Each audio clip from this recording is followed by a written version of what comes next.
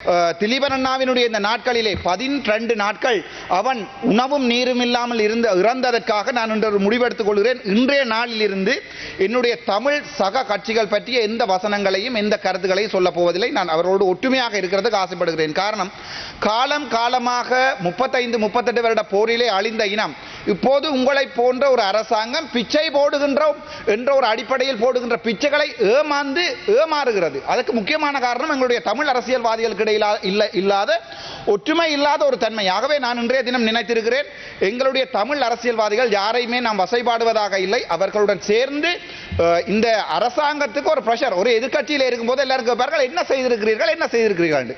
எதிர்கட்சியில் இருக்கின்ற பாராளுமன்ற உறுப்பினர் அண்மைய தினங்களில் இன்றைய நான் பார்த்தேன், இலங்கையில் உள்ள சகல பல்கலைக்கழகங்களும் அபிவிருத்தி செய்யப்பட போவதாக கேபினெட் முடிவு இன்றைக்கு அறிவிக்கப்பட்டிருக்கிறது. விக்ரமாராய்ச்சி யூனிவர்சிட்டி சம்பந்தமாக நான் சிங்களத்திலே போட்ட பதிவுகளுக்கு ஒரு மாதத்துக்குள்ளே விடை வந்திருக்கிறதாவே ஒரு எதிர்கட்சியில் இருக்கின்ற என்னை பொறுத்தவரைக்கும் என்னுடைய வடக்கு மாநிலத்தினுடைய அபிவிருத்தி முக்கியம். சில அள்ளக்கைகள் சொல்வது போன்று நாங்கள் தேசியம் கதைத்து இனத்தை அழிப்பதற்கு தயாராக இல்லை. தேசியம் எங்களுடைய உயிர்மீச்சு, தீபன் எங்களுடைய உறவு, எங்களுக்காக மரணித்துக் கொண்ட உறவு. ஆகவே அவருக்காக இன்றைய தினத்திலே நான் ஒரு முடிவை எடுத்திருக்கிறேன்.